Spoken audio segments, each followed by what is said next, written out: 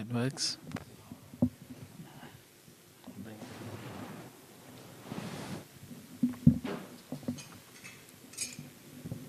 Hare Krishna. Thank you for coming to the Sunday midday feast. Sunday feast. Yeah. So we'll sing Jai Radha Madhava.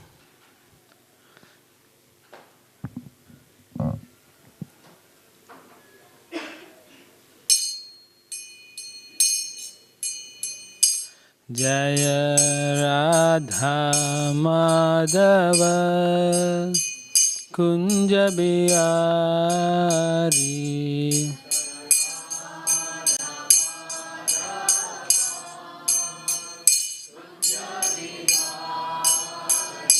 Jaya Radha Madhava Kunja Bihari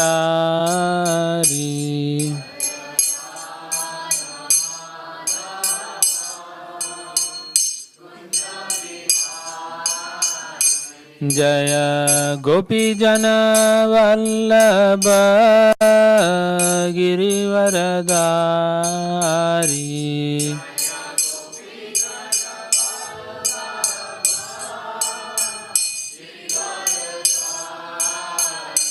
Jaya Gopi Jana Vallabha Girivaradari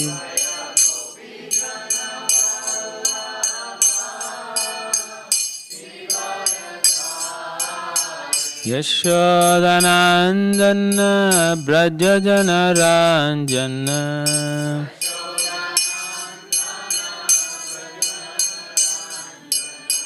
Yashodanandana Brajajana Ranjana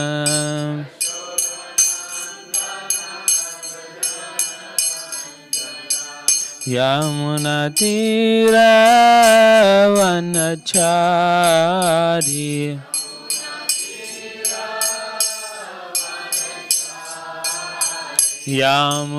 Yamunatira Vanachari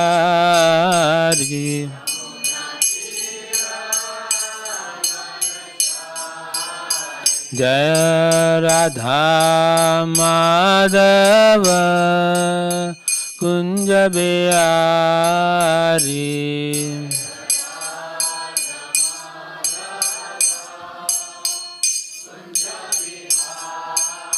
Jaya Radha Madhava Kunja Bihari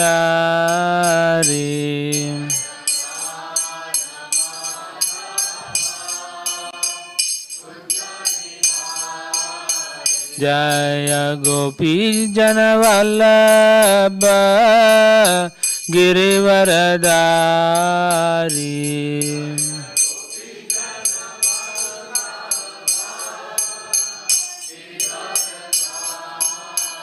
Jaya Gopi Jana Vallabha Girivaradari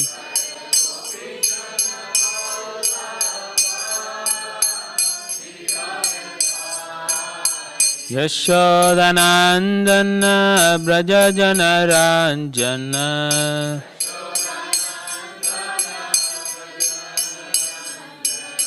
Yashodanandana Brajajana Ranjana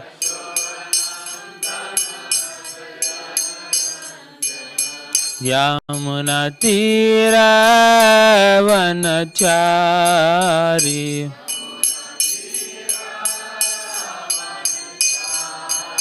Yamunatira Vanachari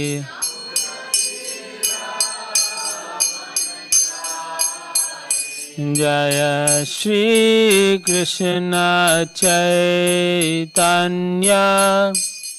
Prabhu Nityananda Shri Advaita Gadadhar Shivasadi Gaura Bhakta Vrinda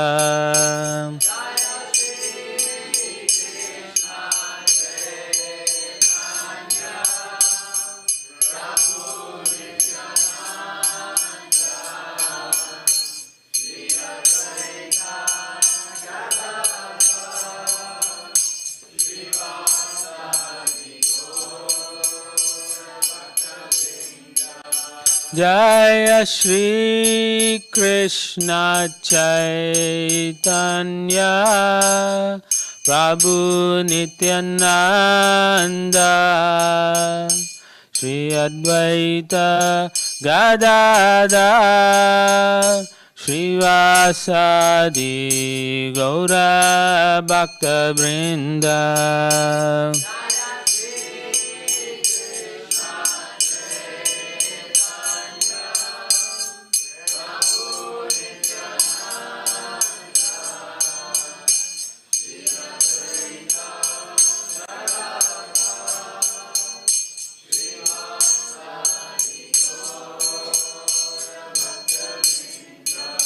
Hare Krishna, Krishna Krishna, Hare Hare, Hare Rama, Rama Rama, Hare Hare.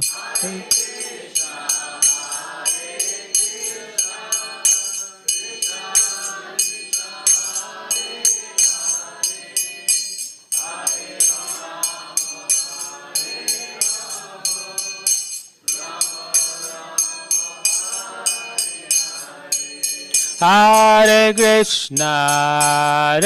Krishna, Krishna Krishna, Hare Hare, Hare Rama, Rama Rama, Hare Hare.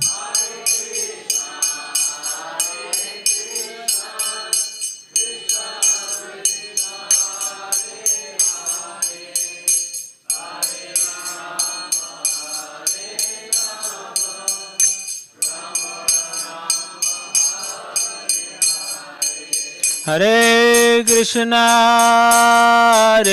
Krishna, Krishna Krishna, Hare Hare, Hare Rama, Rama Rama, Hare Hare.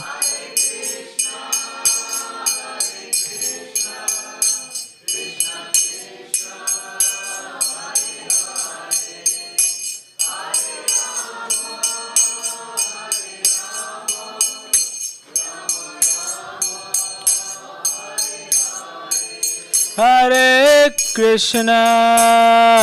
Krishna, Krishna Krishna, Hare Hare, Hare Rama, Rama Rama, Hare Hare.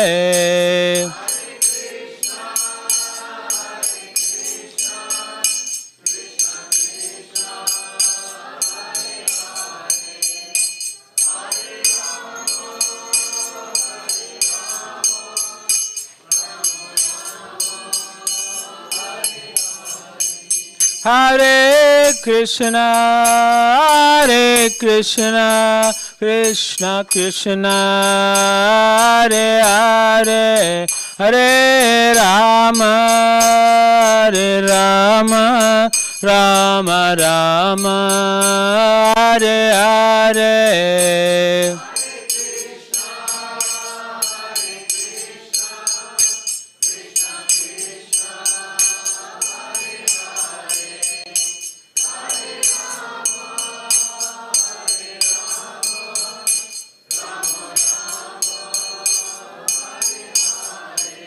Jaya Prabhupada, Jaya Prabhupada, Jaya Prabhupada, Jaya Prabhupada.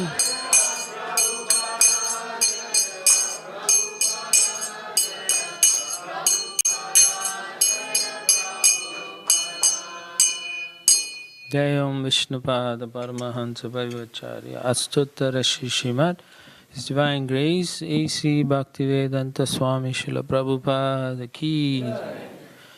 Grantara Srimad Bhagavad Gita Ki Jai Nitai Gaura Premanandi Hari. All glories to the assembled devotees. Hare Krishna. All glories to the assembled devotees. Hare Krishna. All glories to the assembled devotees. All glories to Sri Sri Guru and Gauranga. All glories to Srila Prabhupada. Srila Prabhupada Ki Jai. Namo Vishnupadaya Krishna Prasthaya Bhutale Srimadi Tamal Krishna Goswami Namini. Namo Vishnupadaya Krishna Prasthaya Bhutale Srimadi Bhakti Vedanta Swami Namini. Namaste Saraswate Deve Gauravani Pracharini Nirvisesha Shunyavadi Paschata Desatarini. Hare Krishna. You guys can hear me, right? Okay. I guess I have to say who I am, right? Or if you don't need to, then I can just carry on. My name is Radha Krishna Das. I'm a disciple of His Holiness Tamal Krishna Goswami. And I've been in the movement since the early 80s. I teach, primarily that's my service, Bhakti Shastri, Bhakti Vaibhav. I travel to the Orient, China, Hong Kong, preach a little bit there. Then I come down to Australia. I've been going to Perth because I studied there and I grew up there. And I've been here in the 90s, early 90s, when Radha Gokulananda was here. And it's nice to be back here in Sydney, and I appreciate all the devotees who've been kind to me. I'd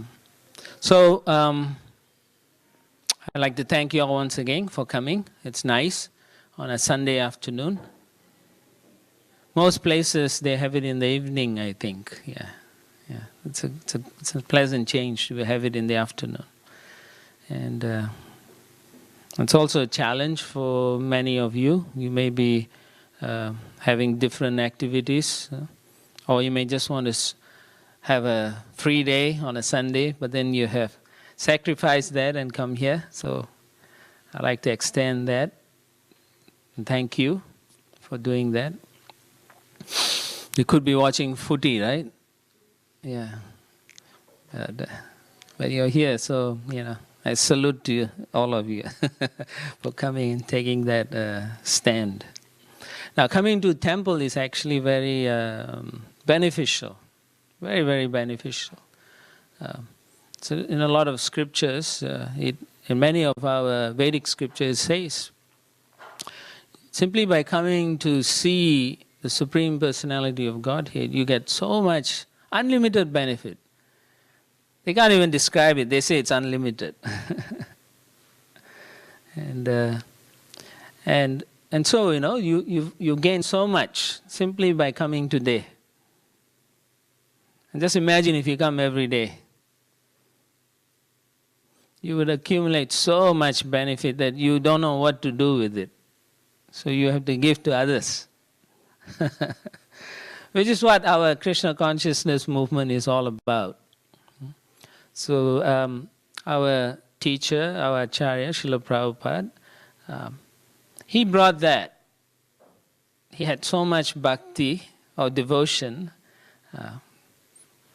from his place in Vrindavan, and he felt so much compassion for people like us, because we don't know what the goal of life is actually. In general, if you ask people outside, what do you think you should be doing, they'll say, well, maybe drink some beer, they'll do it. I'll be happy, or have a good meal. Or some people watch a movie, or the most ambitious, they'll say, make lots of money. And they think they will be happy. But actually, you find that, as I was mentioning the other day to a group of devotees, that even Bill Gates, he has approximately $75 billion. And he's not happy. How do you know he's not happy? Because he is still going out to do some philanthropic activity. Has to do something. He's not satisfied. Srila Prabhupada explains that when you understand the goal of life, then you can actually adjust your lifestyles and make sub-goals to reach your goal. And then you will appreciate, or you will become very satisfied. 5,000 years ago, there were a group of sages who were gathered in this place called Naimisharanya forest. And they were all gathered, just like all of you are gathered here. So they were all wanting to find out what to do. They were like thinking, what is the ultimate goal of life? What should be the essence? They say there are so many scriptures. What is the essence in the scripture? What is it all about? In your own pursuit of understanding transcendental knowledge, you must have met so many different people reading different scriptures. So they gathered, these sages gathered, and they were asking what's the essence of it. And they've heard about also Krishna. So they also want to know something about who's this Krishna? If he's the Supreme Lord, why did he take birth? And then they want to know what did he do as his avatars or his expansions. And then they were asking, what happens in this particular age? When the Lord left to his abode, where is religiosity anymore? And so they were very curious, but they wanted to know about how Krishna is involved in all of this. Krishna who's considered to be the Supreme Person. So they wanted to ask that question. And they asked this person, not just anyone in the street, they asked someone who was qualified. Just like if you want to cook a Black Forest cake, right? You will ask someone who knows how to make a Black Forest cake, right? You don't just go and ask a mechanic and say, do you know how to make a Black Forest cake? The guy will give you a petrol and say, here's some black stuff you can use. Like that. So you got to ask persons who are qualified. So they asked this qualified sage, one of them, and his name was Sutta Goswami. Very learned. And he was present at the time when Shukadev Goswami, the original speaker to Parikshit Maharaj, 5,000 years ago. So he was present, so he heard everything. And in those days, those highly evolved personalities, they are known as Shrutadaras. That means when they hear once, they remember everything completely. Not just only hear, they understand.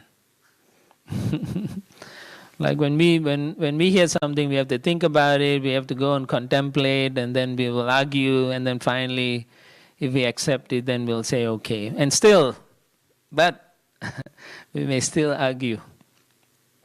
So anyway, Sutta Goswami is here now in this particular place, Naimisharanya forest. And when the sages asked him about all this, what are we supposed to do? What's the goal of life? Practically, that's what they were asking. So then he was so pleased with them. So he says, Munaya sadhu pristaham bhavadbir loka mangalam yadkrita Krishna samprashna yena atma suprasidati. So he was very pleased. He said, all of you have asked such a wonderful question. Because generally when you meet someone, what they talk about, I remember one time long ago when I was working, and then during tea break, people were drinking, and most of the time they will be talking something mundane, or something that fascinates them. So one of the topics in this day they were talking about was a spider building a web at the bottom of the garden. So they were fascinated about that. But that's not going to help them later on. Whereas here, Sutta Goswami was so pleased with them. He says, this question is just question. Because the questions you ask benefits the whole world. It's the welfare of everybody. These questions, if they understand this, it'll be for their best. Just like if you do someone good, it's good for them, and it's also good for you. So when they asked him this question, he felt very happy because now he has the opportunity to talk about the Supreme Lord. What else is there? Therefore he says, Yena Atma Suprasidati. This will be so satisfying. Not just satisfying, it's so satisfying the soul feels happy. That's what he's trying to say. Yena Atma Suprasidati. And in the Bhagavad Gita, for those of you who have read the whole Bhagavad Gita, you'll find, even though Arjuna was well educated in the spiritual aspects as well, both mundane topics as well as spiritual topics, when it came to the battle where he had to fight his own relatives, right? Blood is thicker than water. So when he had to face them, he could not fight. He was in a conundrum. He didn't know what to do. How shall I go about this situation? Is there an alternative? Then you find Krishna so expertly explains to him, first of all, our constitutional position, who we are. If you look around, we all look different, we have different bodies, we are, white, brown, whatever colors you can come up with, right? Yeah. So you find we are all different, but Krishna enlightens Arjuna, brings him to the understanding that, we may externally be different, but we are actually spirit souls. And the important thing he explains is that being spirit, he says, we are eternal. Spirit is eternal, matter is temporary. So he highlights that point very, very nicely to Arjuna. That is the basis of our progression in spiritual life. First we have to know we are spirit and eternal. Then when we talk about matter and how we relate with matter, it makes sense. So then Krishna then highlights to him first about the nature of the soul, what it can do and what it cannot do. Then he talks about once the spirit or the soul takes an embodiment, a body, then it is confined to a certain place, certain time, and he has to work according to the situation that he is presented with. Right? You can look at yourself, your life and so on. You are in a certain situation. You have to act in a certain way. You cannot act differently than according to what the situation requires. So Krishna highlights to him, and he says, according to the nature of each and every living entity, he or she takes a particular body and it is influenced by the three modes of material nature. So sometimes some of us we are more in the mode of goodness. And some of us are in the mode of passion. And some of us in the more mode of ignorance, like that. Now, just saying goodness, passion, ignorance may not make much sense. But if we give an example, somebody in the mode of ignorance, Krishna says they are lazy, they like to sleep a lot, they feel lethargic, they don't understand things clearly. Still then you say, well, I'm not like that. Nah, not like that. So then you can give another example. There was a a man, this came out in the papers many years ago. He went to a pub, he drank heartily, and then when he was coming back, he got a taxi or cab, and then he paid the cab driver, and then somehow or other managed to get into his home, and then fell asleep. The next morning he got up, and then he took his wallet, and there was no money in it. So he was very furious. So he calls the cab company and says, the cabbie stole the money, I was not, in my senses. But nowadays they have the camera, right? They take pictures and so on in the cars to make sure. So they recorded. This guy was so drunk, he was so happy. So when the cabbie brought him to his destination, he was like, "You're so good, so thank you." And he took all his money and gave to him, "You deserve this."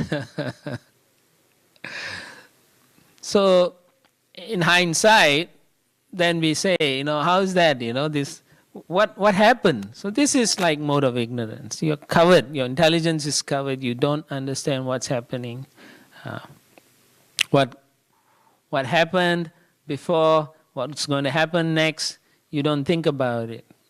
So people are in a mode of ignorance. Then there's another situation where, assuming, let's say you're going to work tomorrow, and so maybe you go somewhere after the Sunday feast, and then you reach home late, and then you sleep late.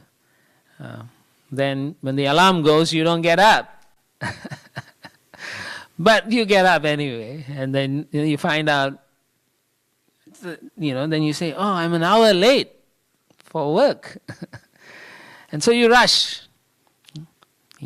Maybe you miss the shower, or you take a quick shower, and then you drive and you shave, or you brush your teeth as you drive in the highway, like that.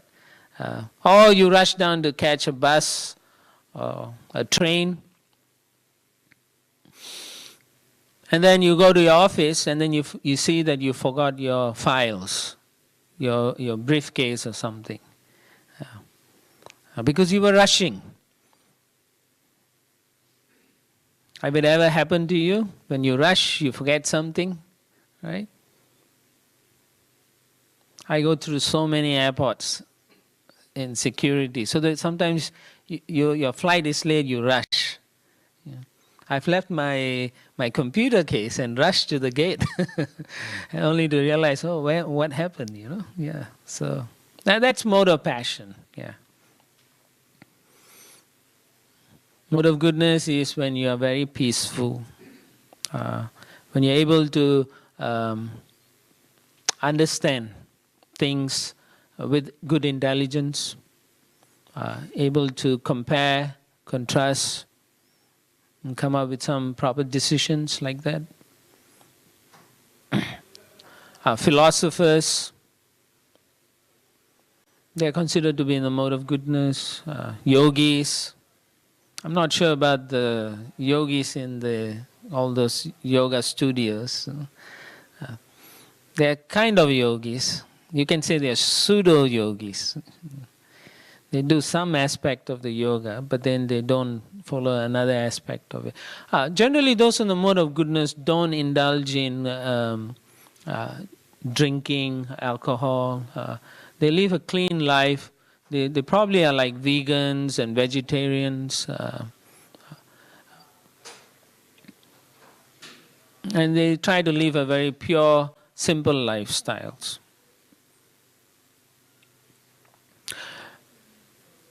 So Krishna explains to Arjuna that the living entity is actually influenced by these modes. And it's not easy, actually, to get out of these modes. One other reason is, if you look at your own physical body, it's made up of the three modes of material nature. It's not like we are all the same, It's not like that. We may be same in the fact that we are all human beings like that, But the way we act or react to a certain situation is heavily influenced by these three modes. Right? So Krishna explains to Arjuna about that. Why is that important? Because according to our nature, we will do something better than another person. So Arjuna's situation was, he was a warrior. And he was now, because of his familial relationship with his relatives whom he had to fight, he didn't want to do that. And he was trying to trying to find a way out of it. So he says, I don't want to fight. The idea behind the Bhagavad Gita is to teach all of us also that we have to do certain set of duties. We all have some duties. How do you know what your duty is? Those can be explained to you by your spiritual guides or material guides also. Sometimes, or I shouldn't say sometimes, we all have certain nature, even in your workplace or even in your school, universities, you'll find that you're not actually wanting to do certain things, especially students, They don't want to study for exams. But they have to study for the exams to get a certain result. If they don't study, then the consequences is that they will not make the grade. As a warrior, Arjuna had certain activities that he was supposed to perform. He had a duty to perform. He was supposed to protect those who are following the rules of religiosity against those who are against the rules of religiosity. And it didn't matter who was on the opposing side. Krishna was trying to show to Arjuna that when you see it through a mundane point of view, then you will have these emotional problems where you think they are my relatives, they are my friends, therefore I shouldn't punish them. Krishna's point is no, the rule supersedes, the religious rules supersede your emotional or your material rules. So Arjuna had difficulty in the beginning, seemingly difficult. He was supposed to be educated. So when he was acting in that way, Krishna called him Anarya. Arya means one who is educated in the spiritual as well as material knowledge properly. He understands what to do and what not to do. Arjuna became so bewildered. He didn't know what to do. So oftentimes we also find ourselves in that situation. Even though we may be coming to the temple, we may be chanting, we may be reading Prabhupada's books, but we find that we are in great difficulty trying to make some decisions in life. And you find that when we have a spiritual guide, the decisions we make is different from when we don't have a guide. The reason is we are influenced by the modes of material nature, and it acts on our intelligence as well as on our senses. So we will do that which pleases us most. Right?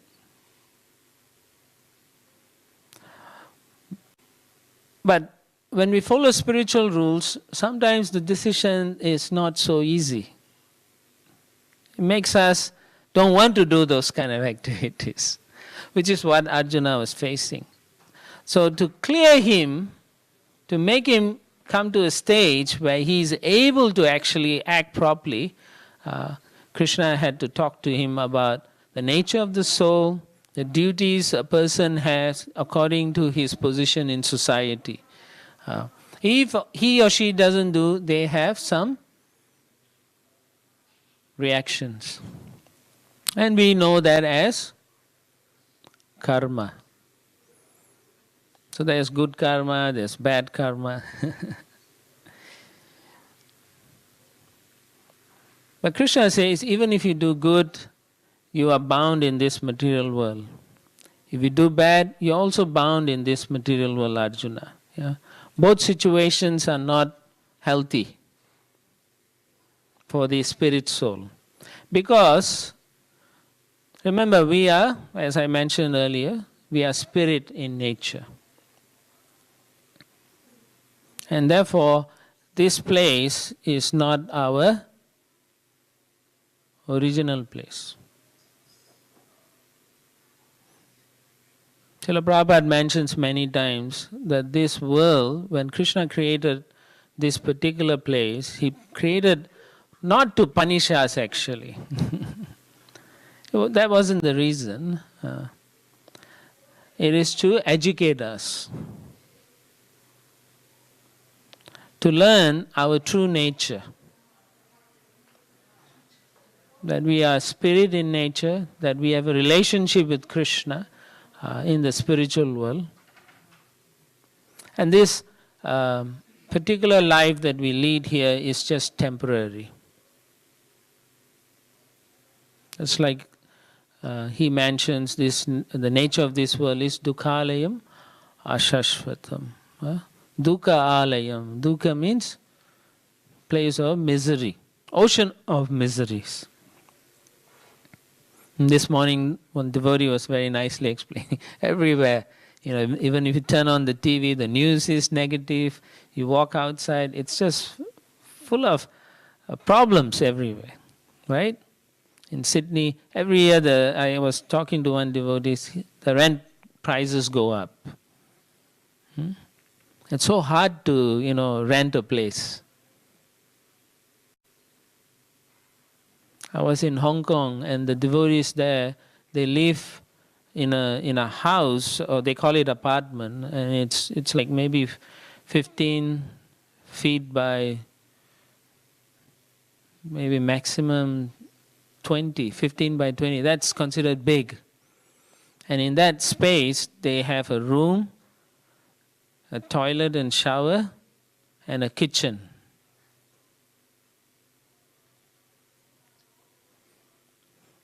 Just imagine, if you live every day in a box, how do you feel? So that's their lifestyle. And not only that, the rent is so high. So most individuals there have 2 or 3 jobs. They get up 6 in the morning, they work until midday, they come back, take lunch, go for the second job. Until 6 or 7 in the evening, and then they come back, they take their dinner, and then they go and work until 11 or 12. Just to pay, So this is not our actual position. Yeah? Our actual position is to be in the spiritual world, having a wonderful relationship. It's described that in the spiritual world, Krishna is always playing and dancing, every day. He gets up in the morning, first thing he gets up, his mom gives him sweets. So he takes the sweets. He doesn't even brush his teeth. Takes sweets. And then after that, he goes and does his morning, brushing his teeth and takes shower and comes back. After shower, he gets more sweets, even before breakfast. And after that, they cook for him special, all those nice, wonderful kachoris and samosas and puris, stuff like that. Everything that's bad for you, That's what his diet is.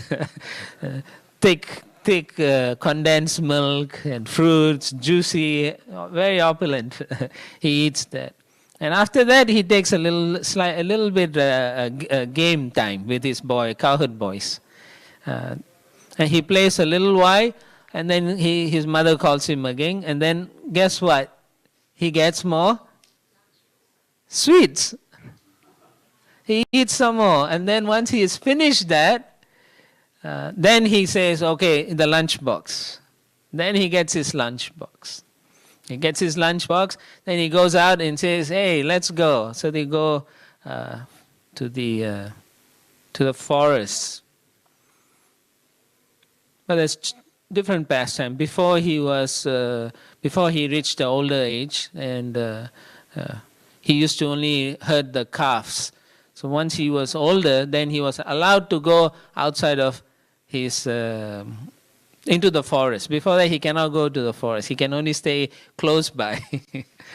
So when he got older, they allow him to go to the forest. So in the forest, all they do is, Krishna tells the cowherd boys, let's play. And then the cows, they love him. They hang around, they eat grass and so on. Unless he wants some pastimes, the cows are always hanging around close to him. And then they'll play, and then it is said that so many demons will come to fight with Krishna. Only the main demons are explained in the Bhagavatam. So in a day, he kills a few demons. And then lunchtime, his mom is the queen of Braja. So she gives him all the opulent stuff. All the opulent fried in ghee and butter and all those things. And his friends bring all the simple stuff. They only have chapati and sabji. But Krishna only wants their box. So he exchanges it with his kachori, and they give him their khichdi or whatever. And he enjoys like that. And like that, when they enjoy their noon and they sleep and then they come back. That's all they do as cowherd boys.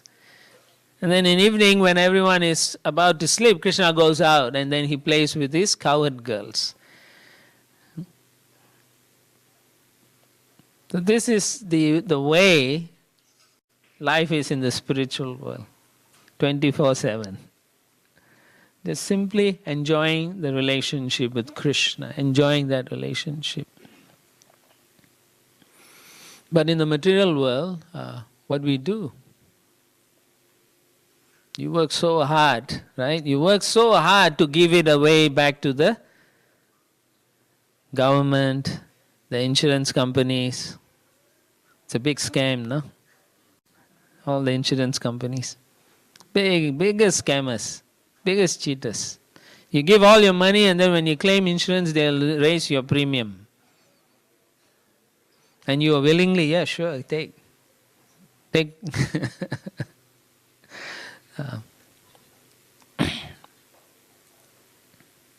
It is a difficult place, but we are so conditioned into thinking that this is a great place.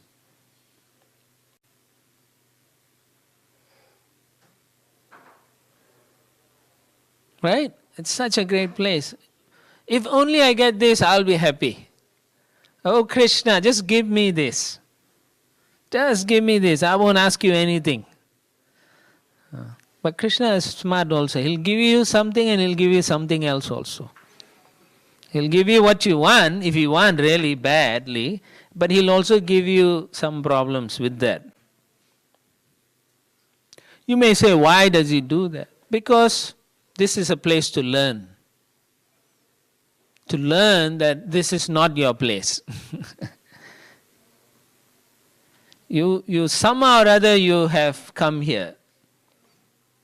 Well, not somehow or other. You've violated Krishna's rules. You went against him, and then you came here. And then once coming here, you're thinking, I am the enjoyer. So each of us, we want to enjoy. But the reality is there's only one Purusha. Purusha means the enjoyer. So scriptures are very clear. He says, Govindam Adi Purusham. The original enjoyer. There's only one enjoyer. But each of us are thinking, I want to enjoy. That we want to covet that thing. I want that. But you can't get it because there's another person wanting the same thing you want. Right? You go window shopping, you see a nice dress, I want to get it. So you go to the ATM, draw the money and come, it says sold. Then you get angry. You curse. This is not fair.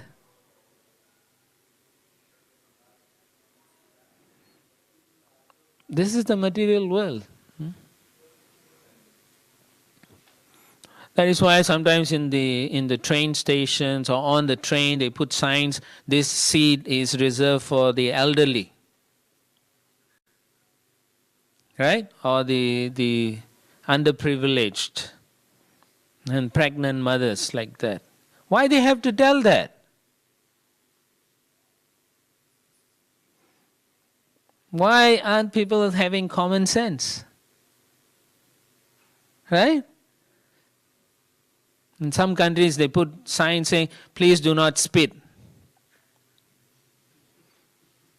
So you got to be careful, who's going to spit on you? Right? This is the material world. You can hide yourself in your room, close the doors and sit inside and say, I'm happy. I'm happy, right? I must be happy. But you find that you cannot sit in your room for 24 hours. Because the nature of the living entity is he wants to have a relationship. And therefore he gets out of his room and looks for some relationship among different living entities.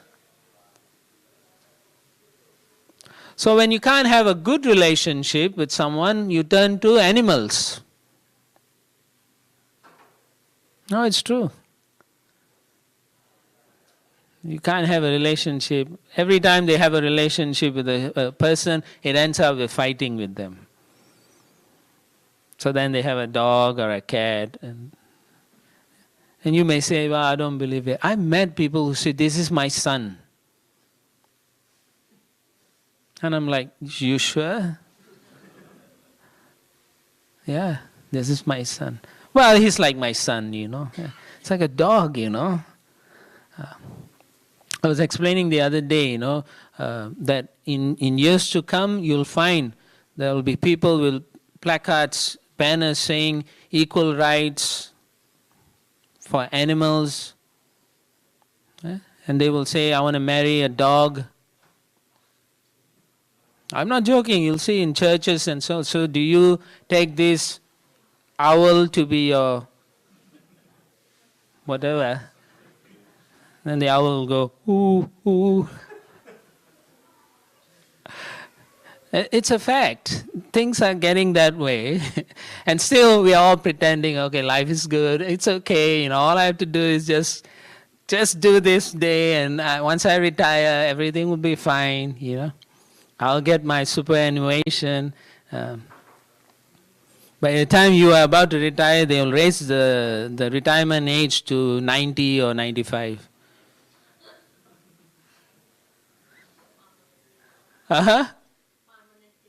Yeah. All the government will say no more superannuation funds. The government needs to pay off bills, so sorry.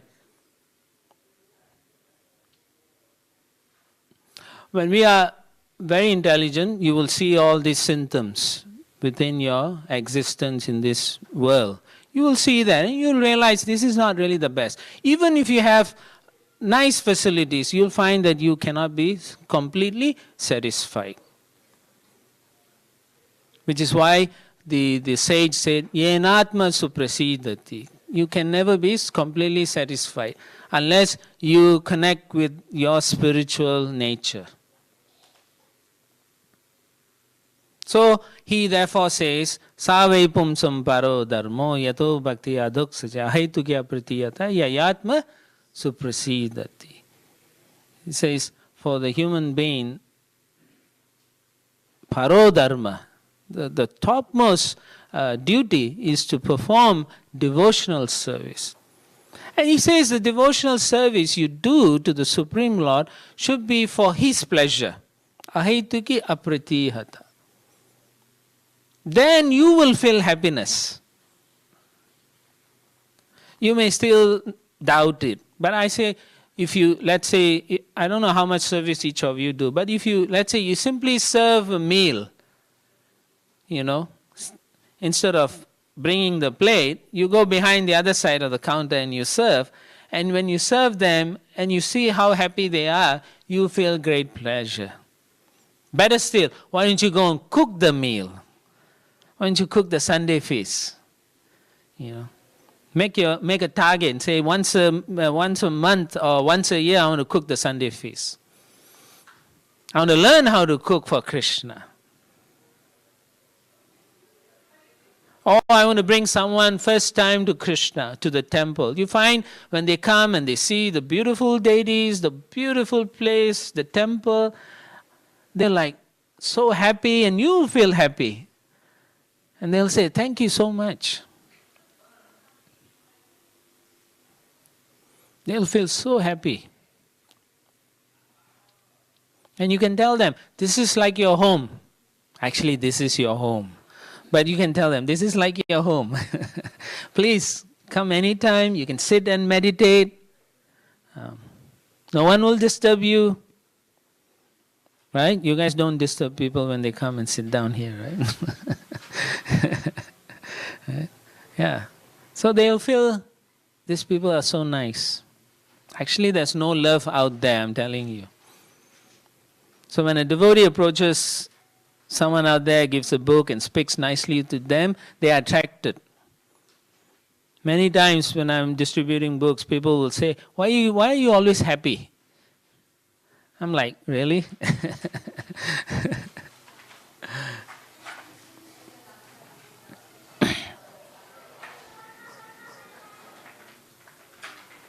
Maybe you can close the door, Prabhu. Yeah. So understanding our relationship with Krishna is very crucial. When we accept that, that's the beginning of bhakti. And it's very important. Because it will save us from so many other problems. Nihabrikama nasusti pratyava na vidyate swalpam api asya dharmasya trayato mahato bhayat. Yeah. Krishna says, if you do a little bit service, just a little bit of devotional service, bhakti, with affection for the Lord, just a little bit. If you come early and you see no one is here, the place is a bit unclean, you clean the place. That is bhakti. Just a little bit, once you do it. Krishna says, even that little you do will save you at the time of the greatest danger. The greatest danger is the time of death. Why we are fearful of death? Because we know that we may not become human beings again. There's 8.4 million species in this creation. Sometimes devotees think, oh, I'm initiated, I'm chanting, I'm okay, I don't have to do many things, Maybe okay. So once one devotee, they were asking Prabhupada in the discussion. So they said, well, Prabhupada, we'll get next birth as human birth because we are taking prasadam. And Prabhupada kept quiet and looked at them. And then this was told to us by a Srila Prabhupada's disciple in the class. So Prabhupada was looking and then he said, they say we'll have a human birth. Then Prabhupada looked and then he nodded his head. Then he said, one of the 400,000 species of human birth is like a monkey. So we all think we will get a human birth. But one of the 400 species of human birth, there's a species that looks like monkey. So yes, you may think I am saved. Hallelujah. No, we have to work for it. Otherwise we will become just like any other group, you know. Oh, I'm saved. Shouldn't be the case. So therefore Krishna says, Matta parataram nanyet kinchid asti dhananjaya mai sarvam idam protum sutre mane gana eva. He says, everything in this world, everything is inferior to me. Or in another sense he says, I am superior to everything that you can see in this material world. Therefore, you should surrender unto me, he says. How do I come and approach you, Krishna? How do I develop this love? So Krishna says, Bhaktya mam abhijananti. Only through devotion that you can please me. There's no other way. And what is this devotion? This devotion is what you find in most ISKCON temples. We teach you, we guide you, and we will take you back to Godhead, if you want to. Because Srila Prabhupada has given us the formula. I'll tell you a story. I was inspired by this morning's, the devotee was saying about the person who was dying. So, I have a god sister in Taiwan. So, her father was dying. He had cancer and was dying. So in the hospital, she was telling him, please, try to chant. But he was going through so much pain, and he said, no, I don't want to. Don't bother me. Let me die. I just can't handle it. So she felt really unhappy, and so she started worshipping to Lord Narasimhadev. The Chinese devotees, they worship Lord Narasimhadev a lot. So she started praying and she started chanting, say, oh, help my father, help my father. So she was sitting with him, and it was night time. Whilst she was chanting, the father, he woke up, and then he started screaming, and she said, what happened, what happened, He said, no, I saw these terrible looking men and dogs. They're circling around me. And then they left. And say one of them had a noose. So she was like, she understood what it was, that the Yamadutas, the servants of the Lord of Death, he was there. They were there. So she chanted intensely and prayed to Narasimhadev, started crying, please help, he doesn't know, he's a fool, but I'm his devotee of Krishna, please you help somehow, please Lord Narasimhadev. So then the father became peaceful and he went to sleep, So the next morning around dawn, he woke up again, and then he told his daughter, give me. And she said, what? Give me the beads. He said, why? Same thing, So give me, I need. He said, I had this horrible dream, this guy, with long fangs and teeth. He said I had to chant. She said, what do you mean? Yeah, he looked like a lion, but he told me I have to chant. So then she gave him the bead back, and then he chanted. And then he chanted maybe a couple of rounds, and he left his body. Yeah. So these things happen. Because he allowed his daughter to be a devotee, he wasn't inimical. That was his service. Swalpam abhyasya dharmasya trayato mahato bhayat. So it is important for each and every one of you, when you come to the temple, try to see what devotion or devotional service you can do. Because that is your true nature.